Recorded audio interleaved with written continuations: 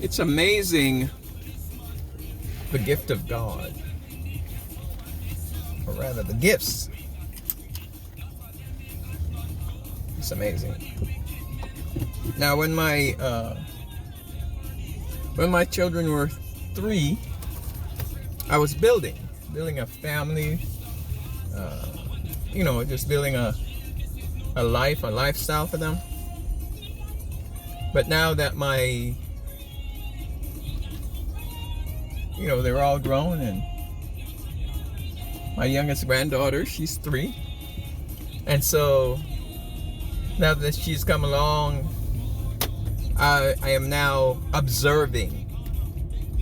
I'm observing and confirming. And so in my 3-year-old granddaughter, I am confirming so many things in the Word of God. So many things. It's amazing. If I want to observe what happiness is, I look at my granddaughter. She's 3. And, she's starting to come into her own. She's a precocious little thing. It seemed like her terrible 2 is lasting. Well, she never really had a terrible 2. Seems like she's having, I don't know if it's really a terrible 3. But I think she's caught up between maturity and still being a baby. She's still talking about her boo-boos and stuff like that. But if I want to know about happiness, I just observe her. I just look at her as she's going about her life, and she don't have a care in the world. She is not worried about job loss and paying bills, and she's not worried about relationships. She is not concerned about any of the things that we are too caught up with. Yeah. If I want to see what happiness is, I just look at her. And then the Word of God, Jesus' Word come back to me like, if you don't accept the Word of God like a little child, you're not going to get it. And if you don't get it, then you won't have a place to go when you leave this life.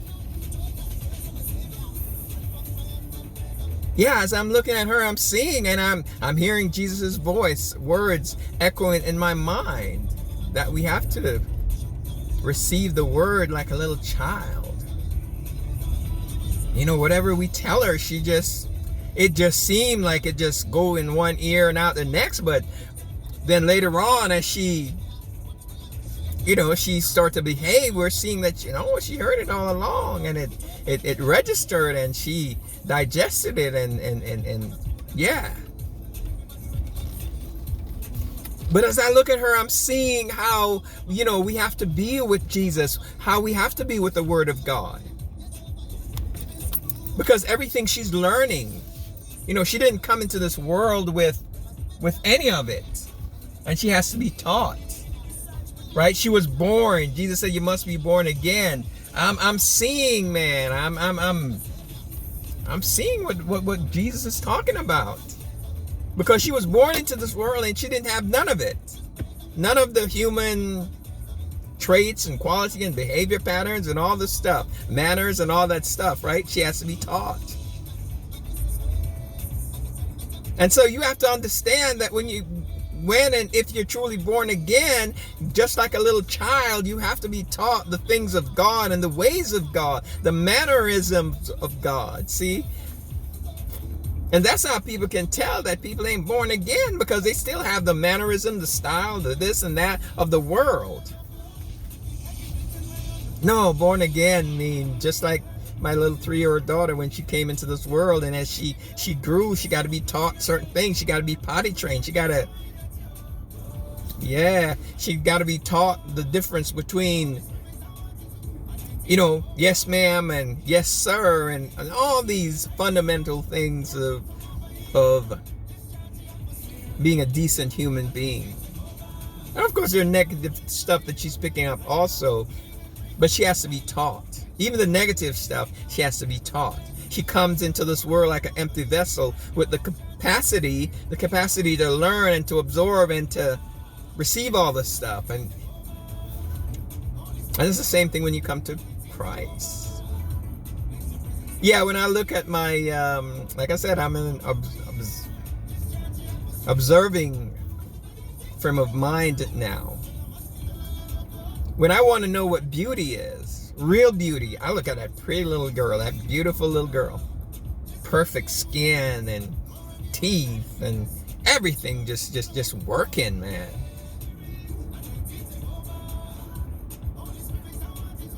All this makeup and all this other stuff that people do, that's just an image. That just look, just trying to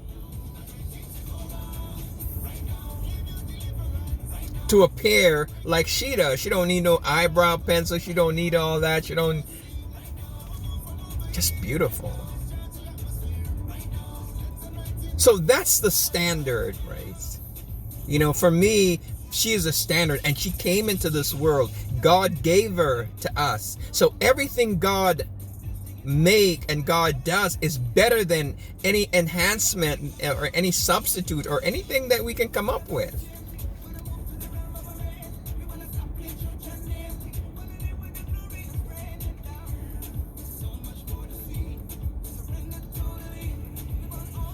Yeah.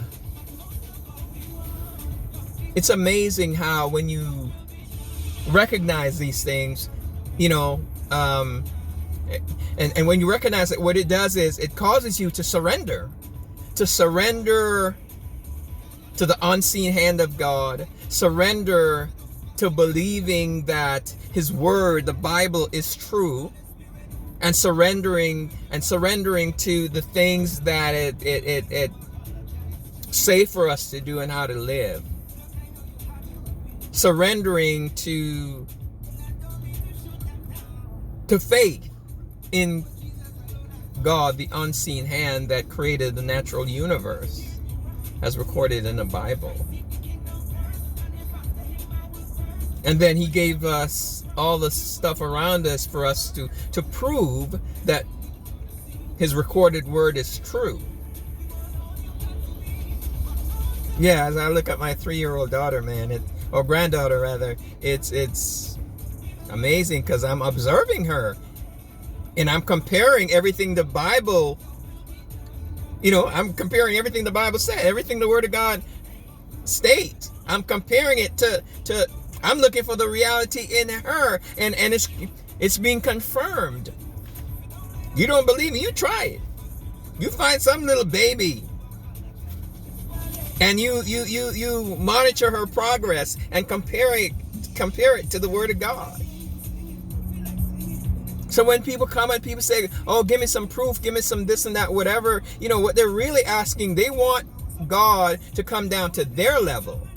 They don't recognize that when we come to Christ, just like when that child is born into this world, whatever environment they're born into, they have to adjust to that. They have to fit into that.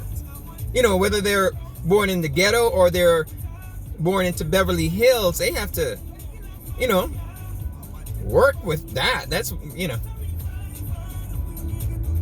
And so many people are thinking that, you know, they don't understand, they got to change. Their minds got to be transformed.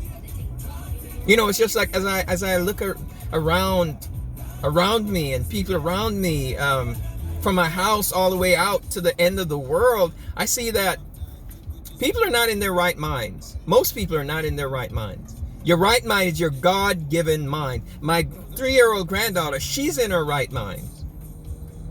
And you look at the product of being in your right mind, she just and you know, just fit into every moment, make the best of every moment.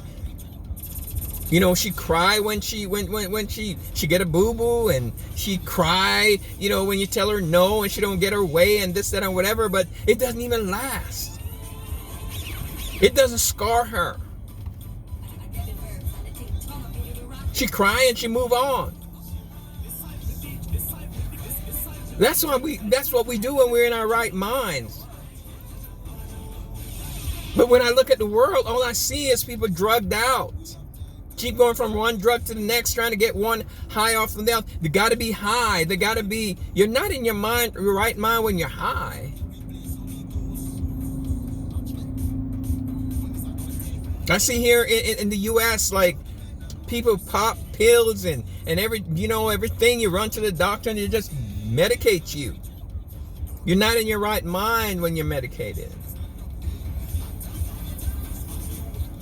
You're not in your God-given state of mind.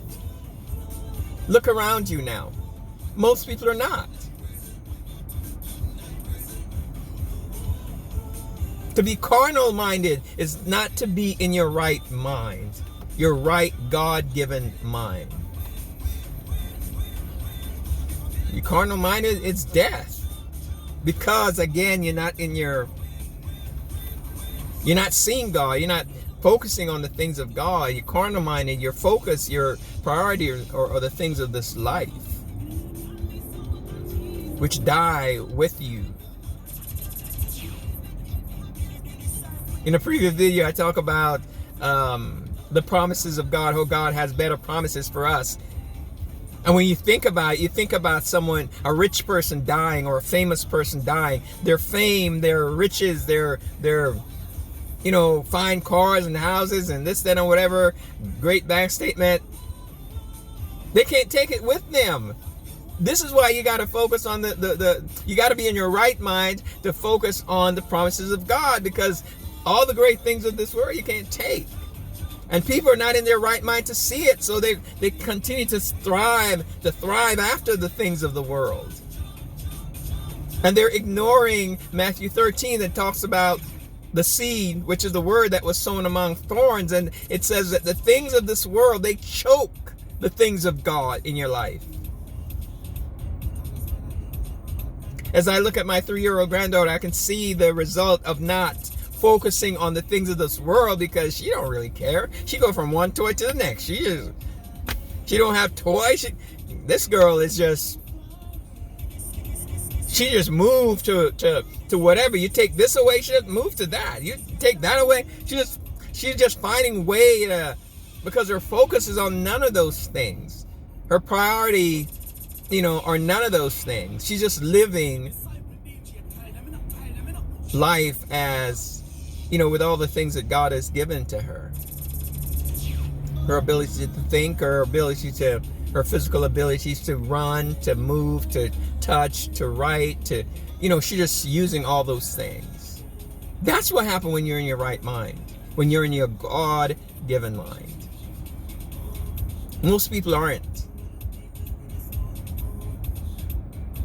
On drugs, on medication, on this, on that, intoxicated with their ambitions, their jobs, their goals, their this and whatever. You're not in your God-given mind, because a mind, when you're in your right mind, your focus is going to be on God.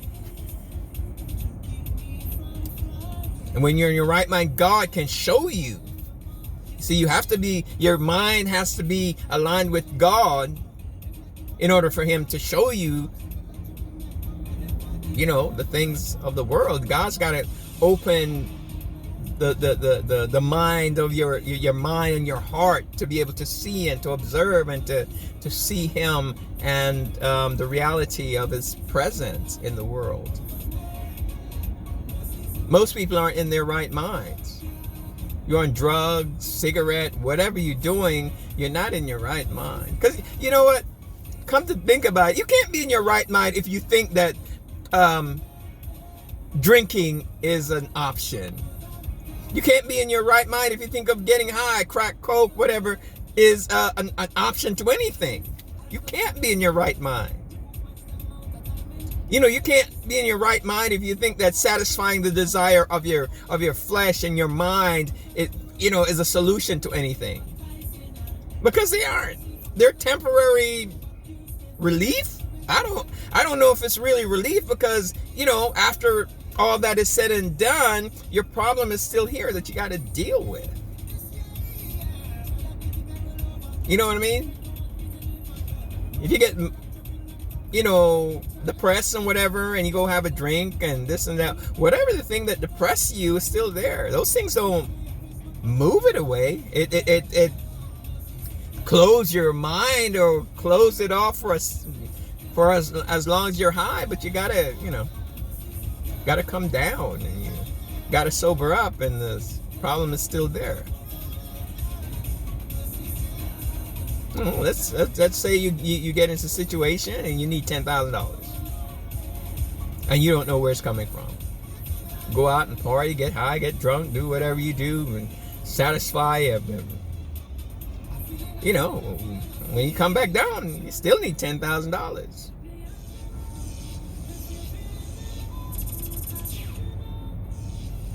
Yeah. The Bible said, do not be conformed to the world, but be transformed by the renewing of your mind, so that you can prove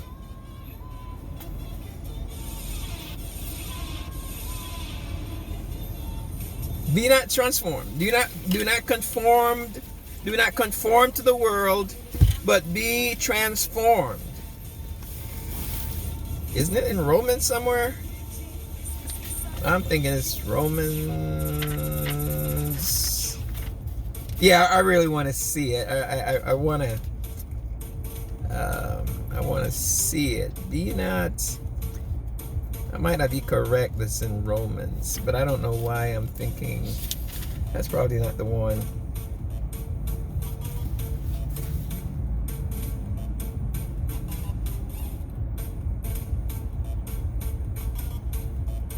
Therefore, Romans. Those who live according to the sinful nature of their mind set on what the nature desires, but those who live in accordance with the Spirit. Sinful must be life and peace, hostile to God. The sinful mind is hostile to God, does not submit to God's law, nor can it do so. Those controlled by the sinful nature cannot please God. So you are controlled by, save again, I may cry. Present suffering. That's a great chapter, isn't it? Okay, that's not. It's not in chapter. It's not in chapter 8.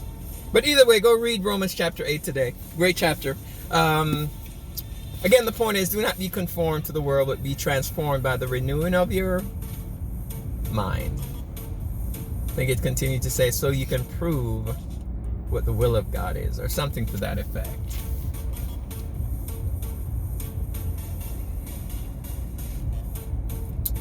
Get in your right mind today.